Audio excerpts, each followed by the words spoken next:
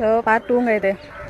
வேலைக்கு போயிட்டு இருந்தோம்மா 2 பேருமே மாற்றி மாற்றி. அப்போது என்ன ஆச்சுன்னா, ஏன் அதுக்கப்புறம் நீங்கள் அதாவது கொரோனா டைம் முடிஞ்சதுக்கப்புறம் நீங்கள் வேறு வேலைக்கு போயிருக்கலாமே, படிச்சிருக்கீங்களே, ஏன் அதே வேலையை தொடர்ந்தீங்க அப்படின்னா, அதில் போதுமான அளவு சம்பளம் இருந்தது. இந்த சம்பளம் வெளியில் கிடைக்கல. அப்படிங்கும்போது டே நைட்டு வேலைக்கு போகணும், ஷிஃப்ட் வைஸ். ஸோ இப்போ வேலை பார்த்துட்ருக்கேன் வைக்கிறேன். அதே என்னை வந்து பரவாயில்ல, எவ்வளோ ஸ்பீடாக வேலை பார்க்குறீங்க, இப்படி வேலை பார்க்குறீங்களே, படிச்சுட்டு வந்து இந்த வேலையெல்லாம் பார்க்கணுமான்னு நினைக்காம பார்க்குறீங்களே, பரவாயில்லையே அப்படின்னு சொல்லிட்டு பாராட்டின ஒருத்தர் நான் ஒரு கொஞ்ச நாள் கழித்து டார்ச்சர் பண்ண ஆரம்பிக்கிறாரு.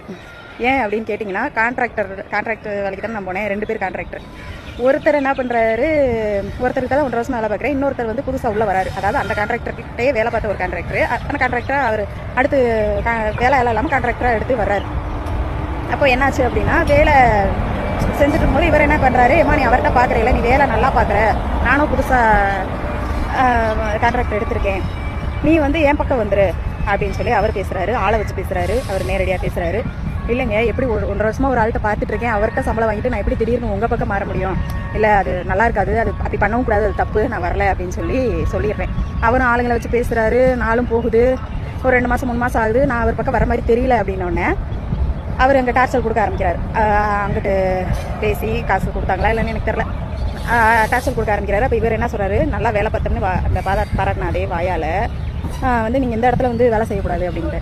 அப்போ நான் உன்னை நல்லா தெரிஞ்சுக்கங்க, வேலை தப்பாக பார்த்தா நீங்கள் வேலை தப்பாக பார்க்குறீங்க அப்படின்னு சொல்கிறதுக்கு அவருக்கு ரைட்ஸ் இருக்குது. மற்றபடி நான் 2 மணி நேரம் 3 மணி நேரம் ரெஸ்ட் கூட எடுக்கலாம், இல்லை லீவ் எடுக்கலாம், இல்லை வேலை பார்க்காம கொஞ்சம் நேரம் உட்காந்துக்கலாம், அது என்னோட இஷ்டம். ஏன்னு கேட்டிங்கன்னா, நான் கான்ட்ராக்ட், எனக்கு வேலை செஞ்சால் தான் காசு, வேலை செய்யலைன்னா அவங்க காசு கொடுக்க போகிறதில்ல, அதனால் அதை அவங்க கேள்வி கேட்க வேண்டிய அவசியம் இல்லை.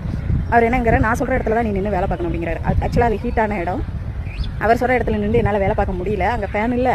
நான் இப்போ எப்பயுமே 1.5 வருஷம் இங்கே தான் நின்று வேலை பார்க்குறேன், இப்போ மட்டும் என்ன புதுசாக சொல்கிறீங்க, என்னால் வேர்த்துச்சுன்னா எனக்கு ரொம்ப மயக்க வர மாதிரி வரும், என்னால் முடியாது சார் அப்படிங்கிறேன். இல்லை நீங்கள் பார்க்கணும் அப்படின்னு. இல்லை என்னால் முடியாது அப்படின்னு சொல்கிறேன். என் வேலை உங்களுக்கு தேவை, வேலை பார்க்கணும், அது எங்கேருந்து பார்த்தா என்ன, ஏன் அப்படி சொல்கிறீங்க, என்னால் முடியாது, படிச்சதுக்குள்ள காட்டுறேன், நீ வெளியில் போ அப்படின்னு.